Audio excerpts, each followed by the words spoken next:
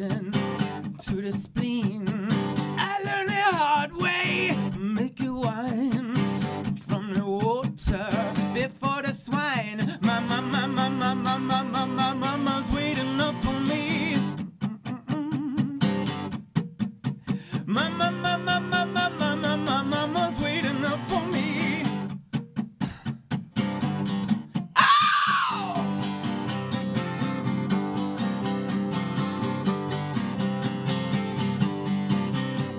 What's what? Uh-huh.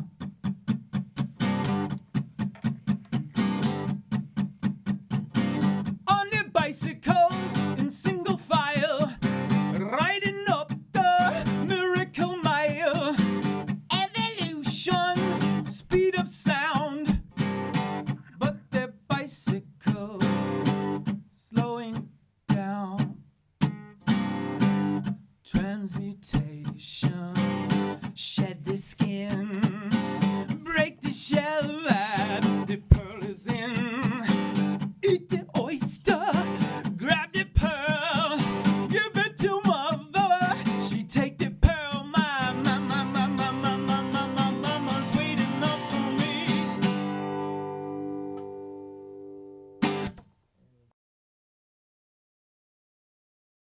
Welcome to Face, and thank you, Mark, for this fantastic song, Mother of Pearl, Mark Lesseraux, and welcome to Face. Today we are going to speak about Colombia, we're going to speak about the peace process in Colombia, we're going to speak about the transformation of Colombia, and we have with us Milena.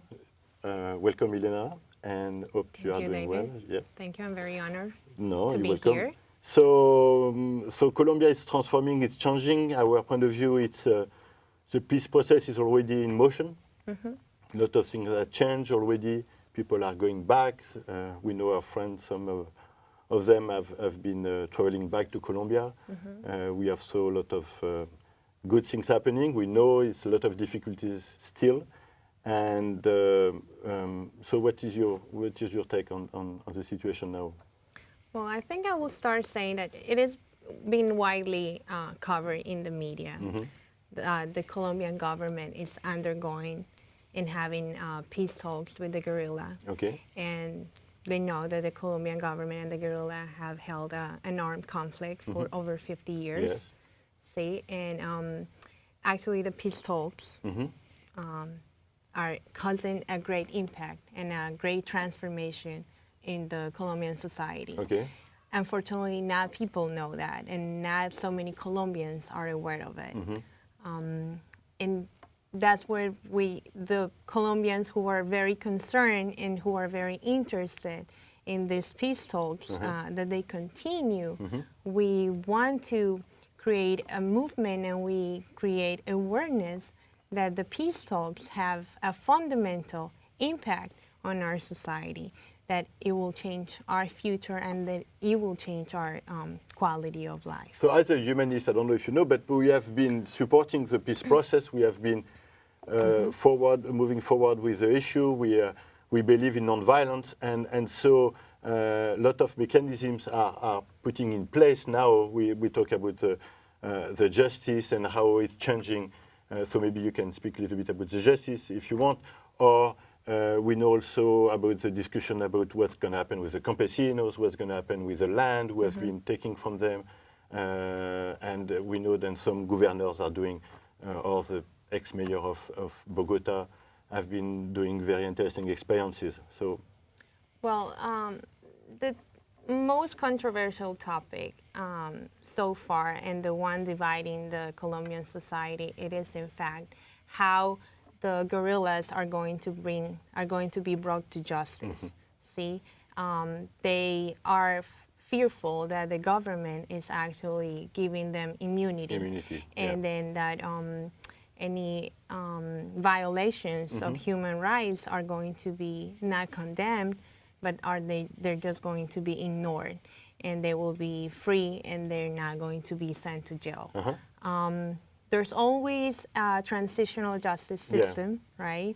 That the government is trying to talk in Havana and trying to bring it into the Colombian justice system and see how they're going to take the guerrilla as a whole, as a group, and see how they can repair the victims, with the truth, and see how this is going to repair and bring justice to the victims of the conflict. So it will be one part of reconciliation and Yes. and another part of compensation to the victims. Absolutely. So it's a double process because we cannot put everybody in jail. That will be Exactly. the situation. There is something that is very important right Yeah. now that is happening in the peace talks in Havana, and that people who have for years have been excluded of the peace talks or the dialogue or the political scenario are actually being brought to the table, and they have been heard. See, the victims are being heard. Yeah. Women who have been subject of horrific crimes have been heard. And there is a complete intention to repair and see how they can actually bring together the victimary and the victim. We were, and I know it's going to look crazy, we were looking at maybe it's a very good opportunity for Colombia to also go beyond the peace process. And because it looked like everything is a little bit stuck and it become like a market deal where I give you this, you give me this, and it's between all the different fraction of the Colombian society, and everybody want to get something from the situation. So to open the door to the future, what the idea was to see how can we propose another type of society. And that will be a big contribution that Colombia can make to South America and to the rest of the world of imagining what will be a new type of society, what will be an economical system, what will be a new justice system, what will be a new democratical system, how people are going to participate, how are they going to vote, how are they going to be, and I know some of the stuff are already happening. Correct. In some of the places. I heard story of a mayor who bring everybody in a public space, and then people have to come up with project, and the next week after they have to the city gives them some money. Did you hear anything? I think the lack of understanding of the implications of the peace process is what is dividing the Colombians. See how actually the peace is going to change and create a real impact on our society. How we as Colombians are going to change our ways. How are we going to understand that we need to understand how to treat each other, how to leave aside the acts of aggression, how to actually understand that violence is not the mean, right? It's not the way to achieve a mean. We need social inclusion. We need to understand that gender, race, political parties, we all can be together and work together and understand our difference to work towards a better country.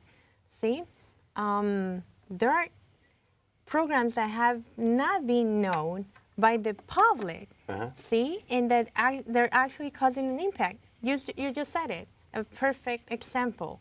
Dr. Marcus, for example, see, he did a very good job in Bogota with the Cultura Ciudadana, trying to change our ways, trying to change how people live together, right? I know you use mime. What else? He use a lot of with the Clowns, water, superheroes on the street yeah. to teach people how to just go across a pedestrian line. Yeah. See, and so right now, if we take a look at Governor Fajardo, Sergio Fajardo, and his slogan of Antioquia la más educada, which is actually going or targeting the education as the way, see, to improve people's lives. Yeah.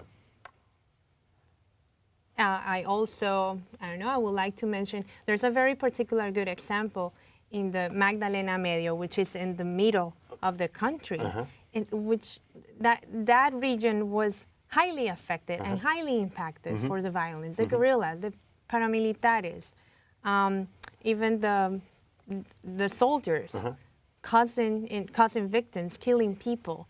how these people are actually understanding that they need to learn how to live together. And they're implementing programs to help people have their own business, get an education, improve their lives. But when I speak with Colombians, they seem to be a little bit like Skeptical?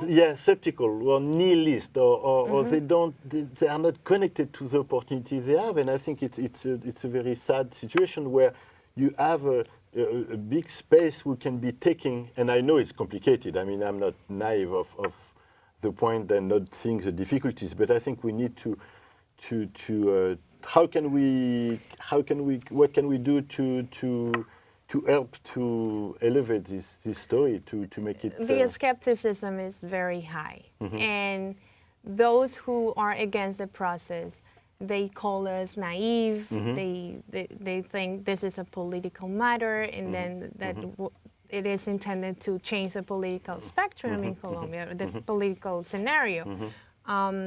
What we want them to understand is that we want fundamental changes in the society. Understanding that our inner nature is not bad. Is that not sometimes we feel offended and we get offended because they call us drug dealers, criminals. But sometimes we believe them. We believe that we are innerly bad. See? And those are the type of changes that we need to understand that corruption is not only the political who's doing or making wrong deals. Corruption is also bribing the cop who gives you a ticket. And we need people to understand that we need to obey the law, but we also need to understand how to live in harmony. So the peace process is on motion. You think it's gonna go through with all difficulties facing the story, and then we need to work on getting something clearer for the future, a clearer vision of what type of society does Colombia want, what type of social ambit, what type of family relation does. I know there's a lot of scales and different levels in society, in Colombian society, so need to be blur and more together. No. The thing is that the peace is not going to be achieved by just a signature or a contract or an agreement between the government and the guerrilla. The peace process has been going on for a couple of decades. See, people demobilizing, fostering inclusion and integration programs. This is what is actually changing and taking Colombia towards the peace. We did a World March for Peace and Non-Violence a few years ago. We were in 93 countries, and Colombia was one of the best countries where people really connect with the non-violence proposition. We got really a fantastic feedback comparing to other places. And I think it's one of the countries where people know that with violence, you're not going to get social progress. With violence, you're not going to get peace. With violence, it's not going to develop your society and be able to open the future. So I think that's really the starting point where we can go building this for Milena Gutierrez. Thank you so much for being with us. Thank you for inviting me. Thank you for being